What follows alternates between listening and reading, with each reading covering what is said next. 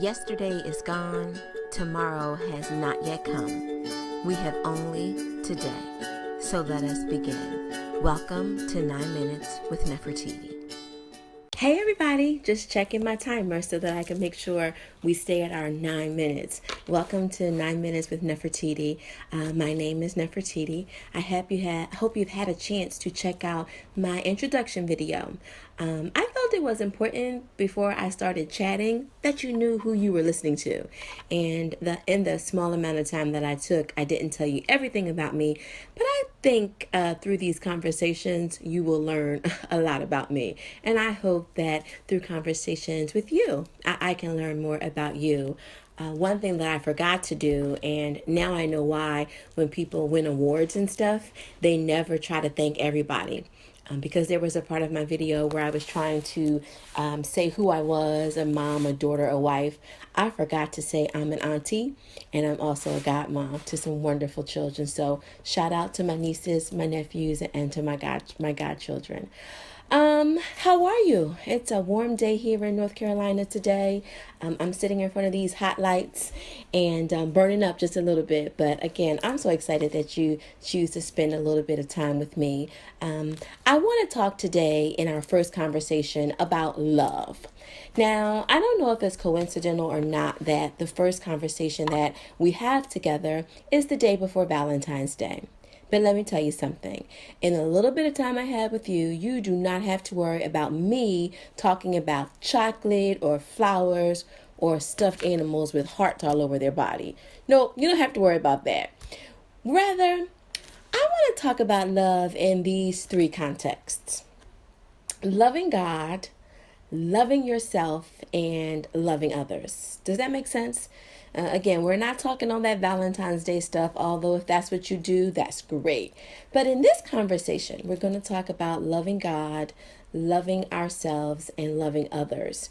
In this first conversation, I'm going to dissect them a little bit, and we're just going to concentrate on loving God. That's where we're going to start. So, several years ago, I was invited by my uncle to speak at his church during one of his Youth Sunday events. And the woman responsible for introducing me wanted to ask me a few questions before I got in front of the congregation. So, I'm like, okay, that's cool. I'm ready for a few questions. And she asked me about 3 or 4 questions. But one of the questions that she asks still stands out for me today. She said, "What decision are you most proud of in your life to date?" Her question was, what decision in your life are you most proud of to date? So I guess I was in my early mid-20s when she asked me this question. And at first I didn't know how to answer it. I'm like, the decision, I don't know. And then I started to think about it, and it came to me very clearly. Falling in love with Jesus is the best decision I have ever made in my life. Now, have you ever heard that song? I think the original artist is Jonathan Butler, Falling in Love with Jesus. I like that song. But that's the way I answered the question. And I actually shared some of that with the audience, the congregation, when I got up there to talk to the youth and the other members of the church. As I think about Valentine's Day and the commercialization around it, which, so many of these holidays, it's all about what kind of money stores and businesses can make. But we've decided in my family that there's no commercialization. We're going to celebrate those holidays that mean something to us, and those others, we're not going to get caught in that kind of stuff. But when I think about Valentine's Day and Love Day, I do think about my relationship with God and how it has developed. If I was asked the same question, what is the most important decision you've made in your life, I would still answer that young lady the same way. Falling in love with Jesus and falling in love with God has been such an important part of who I have become. And let me tell you why. I haven't always loved Nefertiti. And in conversation number 2, we're going to talk about loving ourselves. But I have not always loved myself. And what I found, and again, just for me, the stronger I began a relationship with God, the better I started to feel about him, what we were doing, and him and I. And showing God we love him is demonstrated through obedience. If love is an action, then if love is a verb, then obedience is the action. Just like for this Valentine's Day or for tomorrow, Valentine's Day, someone who loves you may demonstrate an action by offering you flowers or candy or a special gift. And again, that's fine. But in this conversation, we're talking about making sure that we're demonstrating a love for God. And in order to do that, we need to demonstrate obedience. We can't say we love God and then do a whole bunch of other things in our behavior that's counterproductive to a loving relationship. That's just not okay. Again, just like in personal relationships, if someone says they love us, there are certain things that we are looking for. With God, it's the same way.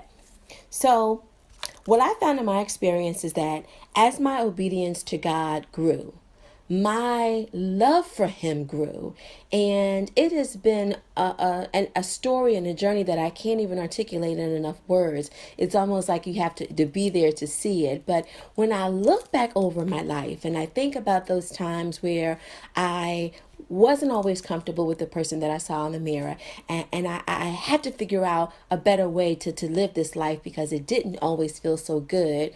Oh my gosh.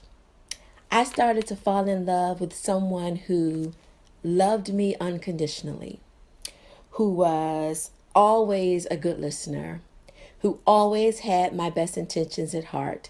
And there is something amazing about that experience.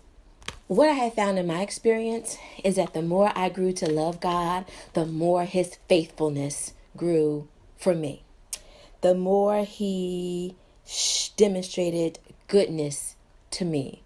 And boy, oh boy, he poured his mercy on day in and day out and continues to do so. And again, for those things, I am so thankful.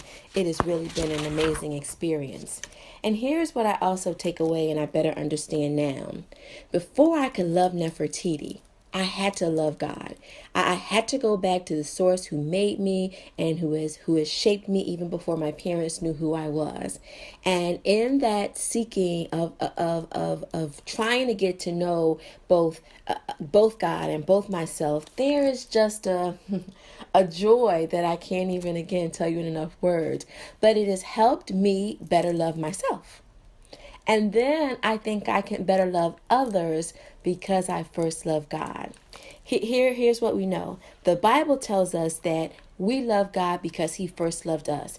And we know this because he sent his son to die for us.